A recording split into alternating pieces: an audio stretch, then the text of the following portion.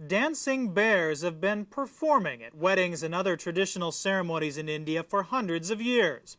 The animals are seen as protectors of children and an omen of good luck, able to ward off ghosts and evil spirits.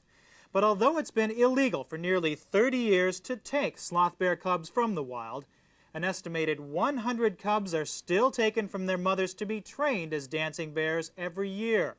Susan Yu now reports on the work of an Indian couple to save the nation's sloth bears and other endangered species. It's another work day for Raju. He carries on a family tradition that's been passed down for generations. Bear dancing.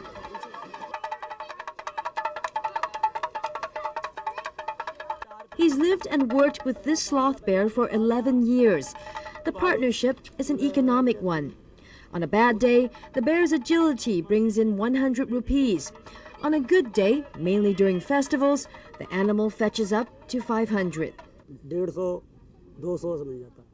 We have no farms, land or house. We live in the slums. This money really counts. Bear dancing dates back to the Mughal Empire, when Kalandar gypsies used animals to entertain royalty. They became Muslims when they started dancing their bears at the court of the Mughal kings. So they trace their history back to about 300, 400 years in India. Times have changed, though, along with the audience. The Indian rural public believes in a lot of superstitions about the sloth bear. They feel that the hair, the claws, the teeth of the bear can cure respiratory illnesses, psychosomatic illnesses, take away nightmares and dreams. The bear is particularly considered the protector of small children. But behind the romantic myths lies a cruel fact. Indian tribespeople steal more than 100 bear cubs from the wild every year. The cubs are then taken to village markets, where Kalandars buy and train them for bear dancing. There's a high mortality rate. The cubs are traumatized, stressed out. The diet given to them when they're packed in small boxes or baskets and sent down to the plains, sent down to the villages, or brought by road, the stress kills the bears. Almost 70% of the cubs die at that stage. And the cubs who do survive are destined for a tough existence. The canines are knocked out very brutally. Then the nose, the muzzle is pierced again with a very crude iron needle. And almost all the cubs that we ever examined till the age of about a year or even a year and a half continued to have terribly swollen muzzles. Bear handlers like Raju argue, though, that they're good to the animals and treat them like family. We take care of the bear like our own child. We give him milk, fruits and sweets. He's a pet. People say wrong things about us. We are never cruel to them. And it's Geeta Shashmani and Kartik Satin Nairan who makes it their business to understand all sides of the issue. The unconventional duo conducted a comprehensive study on India's dancing bears and their relationship with the Kalandars. Approximately 1,000 sloth bears are held in captivity, and that's a cause for concern for the future of India's bear population. It's in danger of going extinct in the next 10 or 15 years because the bear itself in the wild breeds only once in 5 years. They believe it's education that will keep the sloth bear from being extinct. In 1972, India enacted its Wildlife Protection Act, making it illegal to have in possession or trade in species under threat. Despite this, the business in endangered species flourishes. The Kalandars themselves remain as poor as they were before because they don't believe in education, and the elders in the tribe continue to dance bears because they just feel that their ignorance about other facts of life and their lack of education will never help them move to another way of earning a living for themselves. So they continue in this way. But the two hope that will change soon.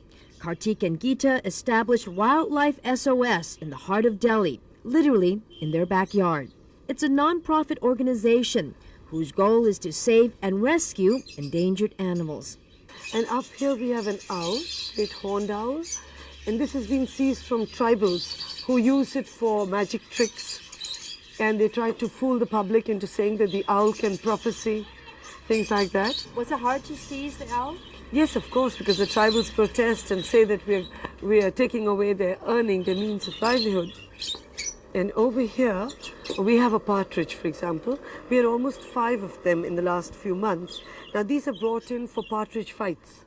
In the slum areas, the low-income people, they make a bit of money. They get the males, and then the males have these spurs that grow on their claws naturally, and they tie a blade. They cut a blade and they tie it to the natural spur which is on the male partridge. A razor blade. A razor blade. And then they make the partridges fight with each other and they lay bets on it, and it's just a form of betting.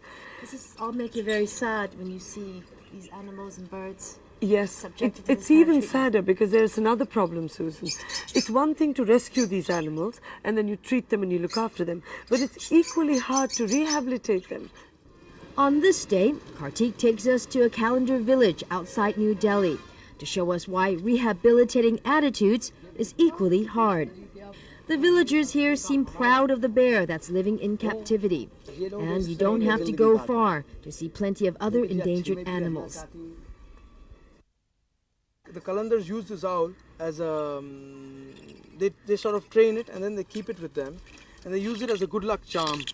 And they exhibit it to the public, to the rural public, and it's actually a chick. It's actually a chick, and it's pretty young. And where do they get it from? They actually steal it from the nests. About 500 Kalandars live in this village in Agra. There's livestock and an unbelievable amount of wildlife here.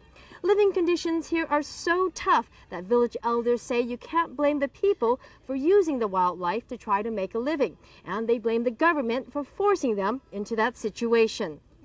Village elder Gushir Khan tells us why. We don't insist on keeping these animals. If you say they are illegal, we are willing to give up all these animals. All we are requesting from the government on behalf of the Kalandar community is that you must help us with facilities and help us with the education of our children. An established way so that the whole community can be employed and we can earn our daily bread. In the meantime, Wildlife SOS has kicked off a few schemes to convince Kalandars to try and give up bear dancing and other forms of animal entertainment. As we move on to another village, Kartik explains why the schemes have so far been positive. With our minimal funding and effort we've managed to put in, we've had about 55 to 60% success in terms of Kalandars accepting other forms of earning a living, which is using cycle rickshaws and hand carts. That's good news for Manika Gandhi, daughter-in-law of the late Indian Premier Indira Gandhi and an outspoken animal rights activist. In 1994, the Member of Parliament started an organization called People for Animals, and she's unrepentant about her militant actions against bear owners. Take, for example, the time a Kalandar took her to court for depriving him of his livelihood after she confiscated his bear. I just snatched it and took it away. In Delhi? Yeah, I rescued quite a lot of bears. There are some people who may say that these people can't help it. They have no other way to eke out a livelihood. No, that's completely untrue. I'll tell you why. Because the bear trade is like the drug trade. All the bears are owned by 2 or 3 or 5 families.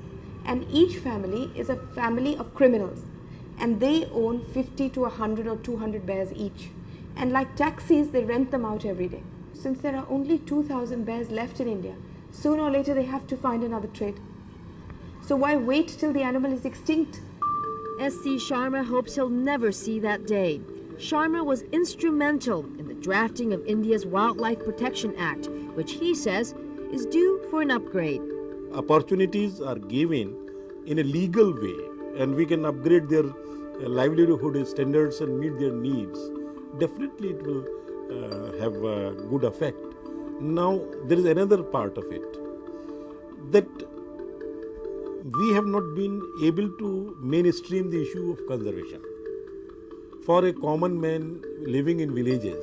Community participation will be key in the plans for a proposed bear sanctuary near Agra. Is a facility to help alleviate the suffering of these animals, which have most of their lives lived at the end of a 4-foot-long chain or a rope. And this would be combined with the rehabilitation of the people, of course. For now, bears continue to charm the public, but it's a scene that increases the biggest fear of animal rights activists. That is, that one day, tradition will finally catch up with India's most mythical animal. The bear sanctuary near Agra is expected to be completed by the middle of this year. And the World Society for the Protection of Animals says this will coincide with a nationwide crackdown in India on illegally held bears.